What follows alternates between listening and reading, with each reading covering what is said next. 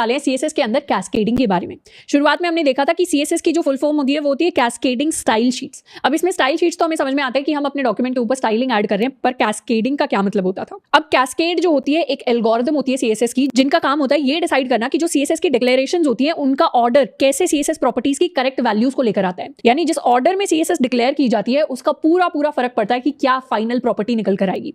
For example, अगर मैंने H2 heading के लिए पहले डिफाइन किया सीएसएस फाइल के अंदर कि मेरा बैकग्राउंड कलर येलो होना चाहिए, एंड उसके बाद दोबारा से ही H2 के लिए डिफाइन किया कि मेरा बैकग्राउंड कलर ब्लू होना चाहिए, तो सीएसएस की कैस्केडिंग प्रॉपर्टीज कहती है कि जो चीज बाद में डिफाइन की गई है वो लागू होगी। यानी जो मेरे H2 का बैकग्राउंड कलर होगा उसकी वैल्यू हो जाएगी फाइनली ब्लू, और मेरे H2 के बैकग्राउंड कलर की वैल्यू येलो नहीं रहेगी। अब ये जो कैस्केडिंग प्रॉपर्टीज है ये हमेशा सेम एलिमेंट पर अप्लाई करेगी।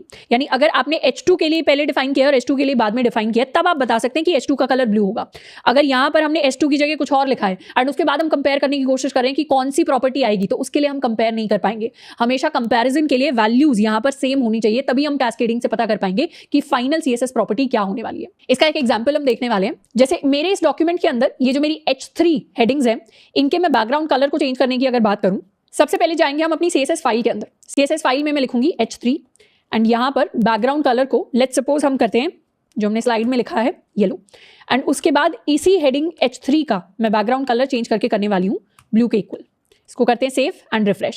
तो अब क्या हुआ, मेरे जो हेडिंग का बैकग्राउंड कलर है वो चेंज होकर हो गया ब्लू के इक्वल। इसने क्या किया, इस येलो को कंसिडर भी नहीं किया, क्योंकि कैस्केडिंग प्रॉपर्टी कहती है कि बाद में सेम एलिमेंट के लिए जो प्रॉपर्टी डिफाइंड है वही लागू होने वाली है।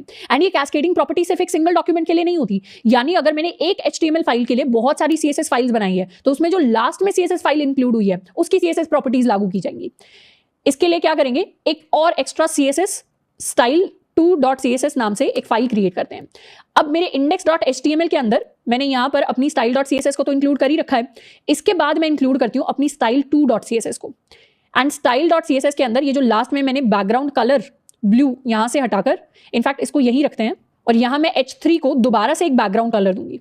इस बार मैं बैकग्राउंड कलर देने वाली हूं ग्रीन के इक्वल। तो एक बार देख लेते हैं मैंने किया क्या। मैंने एक और फाइल बना दी style2.css जिसके अंदर H3 का कलर ये फाइल कह रही है कि ग्रीन हो जाना चाहिए। अब index.html के अंदर मैंने दोनों फाइल्स को इंक्लूड किया, पर पहले मैंने style.css को इंक्लूड किया, बाद में मैंने style2.css को इंक्लूड किया। तो कैस्केडिंग प्रॉपर्टी कहती है कि जो चीज बाद में आई वो लागू होगी। तो बाद में कौन सी फाइल आई, बाद में फाइल आई style2.css, और style2.css के अकॉर्डिंग H3 का जो बैकग्राउंड कलर है वो ग्रीन कलर का है। इस चीज को मैं रिफ्रेश करूंगी तो मेरे पास अब बैकग्राउंड कलर ग्रीन कलर में आ जाएगा। अब इसका रिवर्स भी देख लेते हैं। अगर मैंने style.css को बाद में इंक्लूड किया होता, मतलब कुछ इस तरीके से मैंने लिखा होता कोड के अंदर, तो style.css बाद में आई, मतलब इसके रूल्स लागू होंगे। और style.css कहती है लास्ट में कि इसका बैकग्राउंड कलर ब्लू होना चाहिए। तो इसको रिफ्रेश करते हैं तो मेरा बैकग्राउंड कलर अब वापस से ब्लू हो जाएगा। तो इस तरीके से मेरी कैस्केडिंग प्रॉपर्टी काम करती है CSS के अंदर, पर तभी काम करेगी जब मेरा सिलेक्टर सेम होगा। यहाँ पर सिलेक्टर क्या है, यहाँ पर सिलेक्टर है H3, तो सेम सिलेक्टर के लिए हम बता सकते हैं style2 के अंदर भी मैंने सेम सिलेक्टर लिखा है विच इज H3। अब यहाँ पर एक और सवाल उठता है कि अगर मेरे सिलेक्टर्स अलग अलग हुए तो जब भी सिलेक्टर्स अलग अलग होते हैं कैस्केडिंग प्रॉपर्टी से पहले हम क्या चेक करते हैं, हम चेक करते हैं एलिमेंट की या सिलेक्टर की स्पेसिफिसिटी।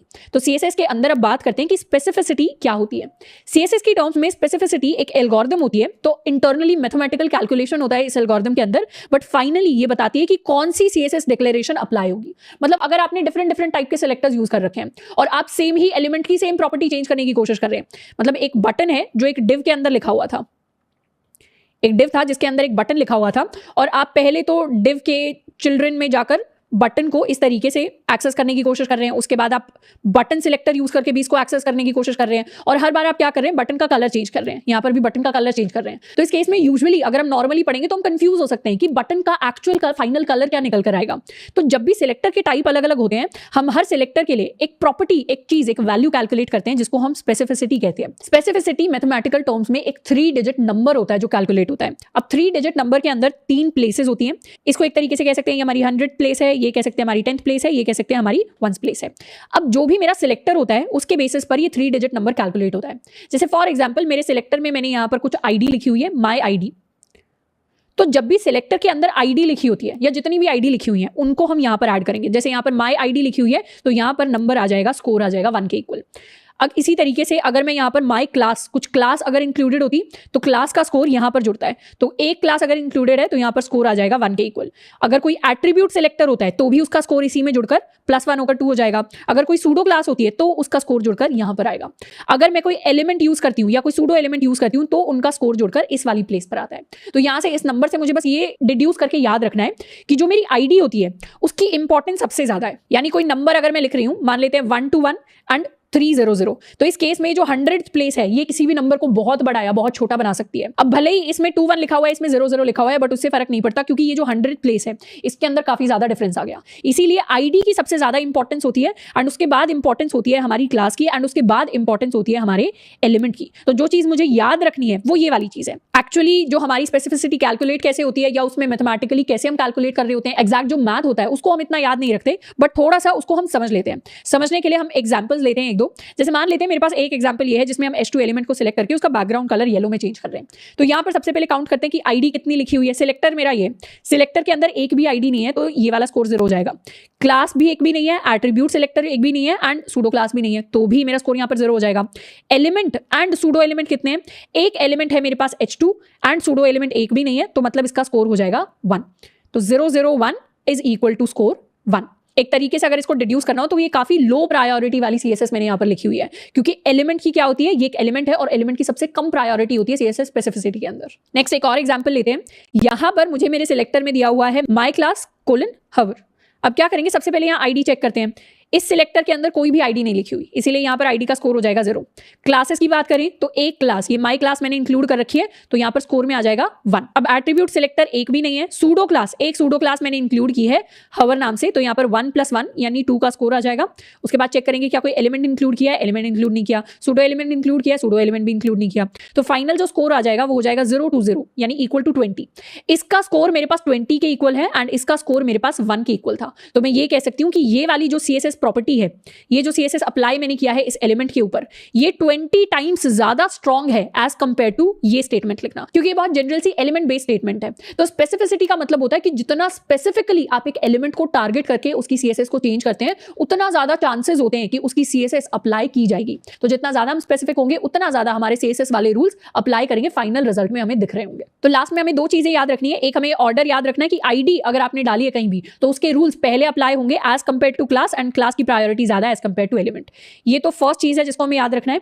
एक और सेकंड चीज है जिसको हमें याद रखना है कि अगर आप ज्यादा सिलेक्टर्स यूज करते हैं तो ज्यादा सिलेक्टर्स यूज करना अच्छी बात है as compare to less selectors, क्योंकि जितने ज्यादा आप सिलेक्टर्स को यूज करेंगे उतनी ज्यादा आपकी सीएसएस को प्रायोरिटी मिल रही होगी। एक बार स्पेसिफिसिटी को वीएस कोड के अंदर भी देख लेते हैं।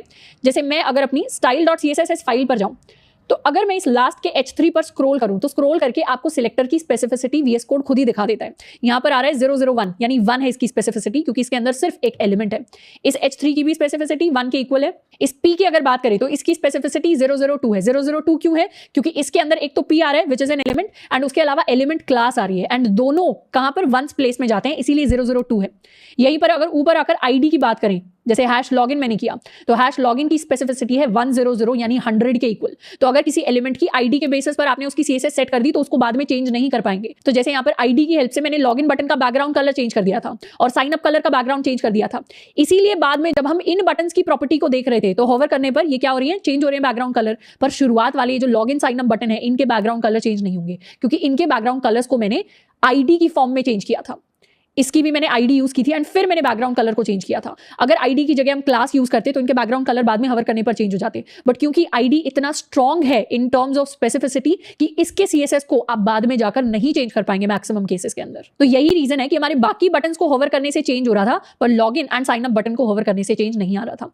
एंड यहाँ पर इसका बैकग्राउंड कलर चेंज नहीं हो रहा, बट इसका कलर क्यों चेंज हो रहा है, मतलब जैसे इस पर हवर करते हैं कलर व्हाइट क्यों हो रहा है, क्योंकि मैंने जब लॉगिन को आईडी से सिलेक्ट किया था तो सिर्फ बैकग्राउंड कलर सेट किया था, कलर सेट नहीं किया था। कलर मैंने कब सेट किया है, जब मैंने हवर को यूज किया है। हवर को मैंने कुछ यहाँ पर यूज किया है और इसके में बैकग्राउंड कलर तो चेंज नहीं होगा, बट कलर चेंज होकर व्हाइट में कन्वर्ट हो रहा है। तो इस बटन हवर की जो स्पेसिफिसिटी है वो है 011 कैसे, क्योंकि यहाँ पर मैंने सूडो क्लास को यूज किया है तो उसका 1 आ गया 10th प्लेस पे, एंड बटन क्योंकि एक एलिमेंट है तो 1th प्लेस पे 1 आएगा। तो इसकी प्रायोरिटी अगर 11 है तो यहाँ पर लॉगिन की प्रायोरिटी और साइनअप की प्रायोरिटी 100 के इक्वल है, ऑलमोस्ट 10 टाइम्स ज्यादा है, इसीलिए ये वाली CSS ज्यादा काम आएगी। और कभी भी अगर ऐसा होता है कि स्पेसिफिसिटी सेम हो जाती है तो उस केस में हम कैस्केडिंग देखते हैं। कैस्केडिंग यानी स्पेसिफिसिटी, जैसे H3 की भी स्पेसिफिसिटी है 1 के इक्वल यहाँ पर, एंड इस H3 की भी सेम है विच इज इक्वल टू 1। तो जब भी स्पेसिफिसिटी सेम है हम क्या देखेंगे, कैस्केडिंग, कि फर्स्ट वाला नहीं लास्ट वाला इंप्लीमेंट होगा। तो ये थर्ड रूल भी हम लिख लेते हैं कि मुझे याद क्या करना है, मुझे ये चीज याद रखनी है कि अगर मेरी जो स्पेसिफिसिटी है वो सेम हो जाती है तो उस केस में हम कैस्केडिंग प्रॉपर्टी को चेक कर रहे होंगे कि जो चीज लास्ट में आई है वो प्रॉपर्टी अप्लाई होने वाली है। तो ये 3 चीजें हैं जिनको मुझे आगे बढ़ने से पहले अभी के अभी याद कर लेना। ये बहुत छोटी सी चीजें हैं एंड अगर आप कहीं पर नोट्स बना रहे हैं तो उसके अंदर इन 3 चीजों को जरूर नोट डाउन कर लेना है। नेक्स्ट हम डिस्कस करने वाले हैं इनलाइन स्पेसिफिसिटी को, यानी स्पेसिफिसिटी के बारे में अभी तक हमने पढ़ा है कि 3 डिजिट नंबर होता है जो हमें बताता है कि CSS की कौन सी प्रॉपर्टी कितना ऊपर या कितना नीचे रैंक करेगी प्रायोरिटी के बेसिस पर। बट एक इनलाइन स्टाइल्स की भी स्पेसिफिसिटी होती है, यानी अगर मैंने ID या किसी और सिलेक्टर को यूज करके अगर कोई भी CSS अप्लाई किया है, पर अगर सेम प्रॉपर्टी पर मैंने CSS अप्लाई कर दिया इनलाइन स्टाइल्स को यूज करके, तो हमेशा प्रायोरिटी इनलाइन स्टाइल्स को दी जाएगी। इसका एक एग्जांपल देखते हैं, यानी यहां पर ये जो login and sign up button थे, इन दोनों को मैंने ID यूज करके यहां पर बैकग्राउंड कलर दिया था। बट अगर इनका इनलाइन स्टाइल से मैं बैकग्राउंड कलर चेंज कर दूं, जैसे यहां पर इनलाइन स्टाइल से बैकग्राउंड कलर चेंज करने का मतलब होगा मैं लिखूंगी स्टाइल इक्वल्स इनके बैकग्राउंड कलर को लेट्स सपोज हम सेट करते हैं to this blue violet, and ये सेम स्टाइल मैं कॉपी करने वाली हूं to my sign up button. इसको करते हैं सेव। अब मैंने क्योंकि दोनों को इनलाइन स्टाइल दे दिया तो हमेशा हाईएस्ट प्रायोरिटी इस इनलाइन स्टाइल की होगी, ना कि style.css की। इसको करेंगे अगर रिफ्रेश तो दोनों का कलर चेंज हो गया है टू पर्पल कलर। तो इसीलिए जब हमने शुरुआत में CSS को इंक्लूड करने के डिफरेंट वे सीखे थे तो उसमें हमने बात की थी इनलाइन स्टाइल्स की, और हमने ये भी बात की थी कि हम इनलाइन स्टाइल्स को ज्यादा यूज नहीं करते। इनफैक्ट इनको हम कभी भी यूज नहीं करेंगे प्रैक्टिकल केसेस में, क्योंकि एक बार अगर इनलाइन स्टाइल्स में आपने स्टाइल या CSS सेट कर दिया, उसको बाद में किसी भी स्टेज पर जाकर हम चेंज नहीं कर पाएंगे। इसीलिए हम this particular way of styling को हमेशा अवॉइड करते हैं अपने प्रोजेक्ट्स में से, अपने कोड में से। तो ये चीज हमेशा याद रखनी है कि इनलाइन की भी एक स्पेसिफिसिटी होती है एंड वो आ जाती है बेसिकली 4th ऑर्डर पे, यानी अगर 3 डिजिट की जगह ये नंबर 4 डिजिट का होता तो उसमें इनलाइन स्टाइल की हाईएस्ट प्रायोरिटी हो जाती, even larger as compare to the ID selector.